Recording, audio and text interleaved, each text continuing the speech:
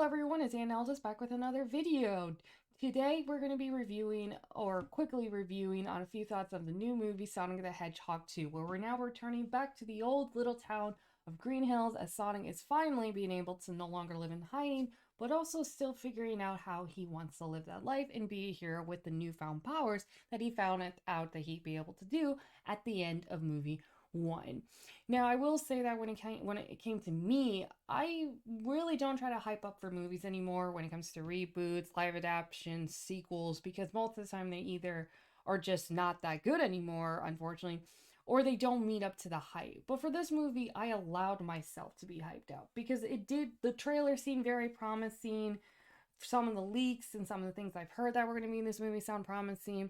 And after just the first movie being really good, I can only think that the movie would just be better, if not just a little better, if not so better. So when I came into this movie, I was hyped up, and somehow my expectations were beyond met. Like, I just love this movie. It's not perfect, but there's definitely so many things that they improved on. And as someone who's been a huge Sonic fan, I can tell you for a fact that they not only added some own originality and was able to come up with some fun lore of their own, but they also were able to take from the original source for Sonic and Tails, from Sonic and Knuckles, and just be able to, like, respect where it all came from. And I love the portrayal of the new characters we have. I enjoyed Sonic and Tails chemistry that they had going on throughout the movie. I feel like it did remind me very much so of previous shows that they were together on and the games itself, because they always had this really nice brotherly connection, and I felt that watching this movie. I also really love Knuckles. Now,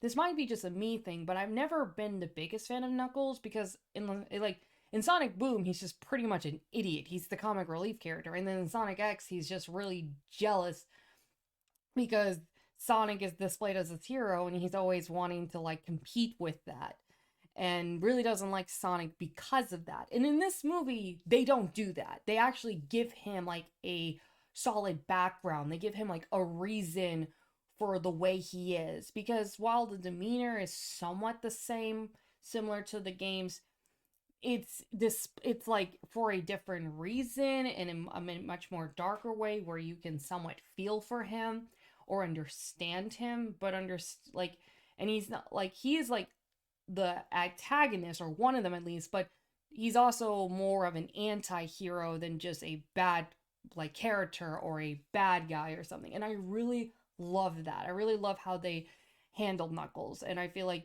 anyone who might not have liked Knuckles before, some kind of like myself, you will definitely enjoy Knuckles' character in this movie.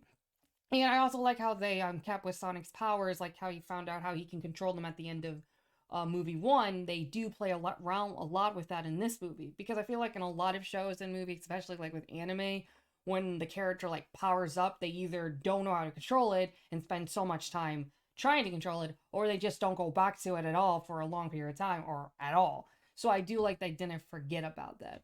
And actually, I watched movie 1 before the night before I was scheduled to, because I pre-ordered my ticket to watch Sonic 2, and I remember saying they better mention Longclaws, the caretaker from the beginning of movie 1, and they don't just mention her, she's actually very relevant to the story. And that was another thing. I'm not going to say too much because I don't want to spoil it, but there is a lot of things that they bring up from movie 1 that make sense now in movie 2, because the end of movie 1, there's so many questions you have, like who exactly was Longclaws? Did Longclaws survive at the end of, when she sent Sonic to Earth? Why did she send Sonic to Earth? And who were those people exactly that were going after Sonic? And was it really all about just Sonic's powers? And how did they know to begin with? And a lot of those questions, and I believe all the ones I just mentioned, do get answered. And it makes so much more sense now. And so when you go back to movie 1, it's like, oh, even with the mid-credit scenes with Tails and why he actually knew about Sonic and why he went out to look for him, like all of that gets answered. And I really, really love that. And if you do see this movie in theaters, stay for the tweezer. There's a mid-setting screen. There's a mid-credit scene. That's all I'm gonna say. Uh, so And this fight sequence where the visuals of this movie are just beyond beautiful. Like, they definitely had a bigger budget for this movie because it's beautiful. And of course, Dr. Robotnik, Jim Carrey is just amazing at his role. I know he's been teasing about retirement, but I hope he does these movies. He continues doing these movies. For those who don't know, Jim Carrey is been talking about retirement, and the producers of the movie said that if he does retire, then they're not going to recast it, which I totally agree with that choice. They're just going to just kind of write him out the story, and you can kind of tell they leave that open in the movie. You'll kind of see what I mean when you watch it, and but they do say that they hope they can write a script good enough for him to continue the role, which I hope so too, because there's just no one else that can play Dr. Eggman's role as well as Jim Carrey does, or doing it in the way that he has been doing it in this franchise. So I'm really excited to see where this is going, because they already have a third movie planned. There's a spin-off series about Knuckles that's going to be going on Paramount Plus, which I don't have Paramount Plus, but I will definitely get it just for that show. Maybe iCarly, because I'm very invested in it. Now, the movie isn't perfect, like I said. There are some scenes where I could have just lived without that made no sense to me at all. And there's like the scenes with, of course, the humans.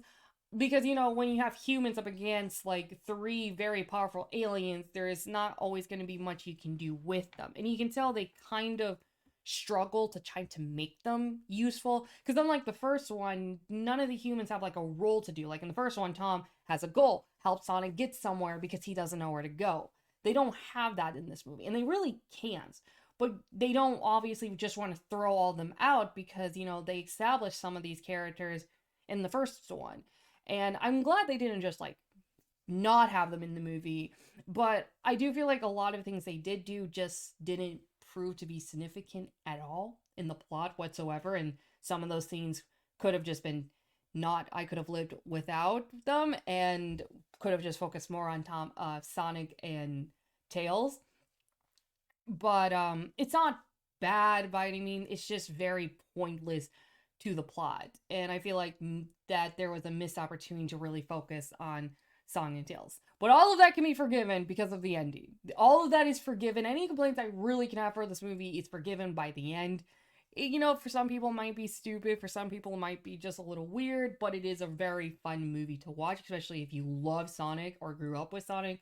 This movie does not disrespect it at all. Some of the things that I felt like the first one lacked, they improve on more on like Sonic and his feeling, like how he felt towards Longclaws, a little more on Sonic and Tom and what their relationships like. Also, there are some little small lessons they bring up that I think as an adult I kind of already know, but for a child it'll be a good thing to learn.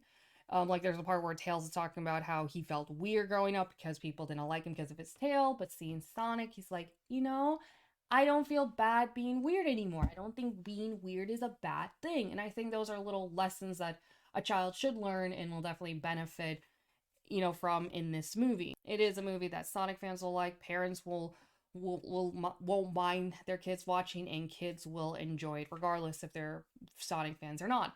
So all in all, I'm giving this movie a 8 out of 10. Like I said, there are a few scenes that are completely irrelevant. I could have lived without them. But it is still an enjoyable film, whether you think it's stupid or not. It's still a very fun film that is able to be very original, but also can respect the original source and use it and make something good with it. So I'm really looking forward to this. The director, Jeff Fowler, I think his name is, he is I really respect him, and I will continue to support him as well, as long as he keeps up what he's doing, because this guy not only just wants to make content, but also respects the content he's making as well as the viewers that are watching. So that's all for today. Thank you very much for watching. If you like what you see here, leave a like, subscribe if you can. I post videos as often as I can. And as always, till next time. Bye-bye!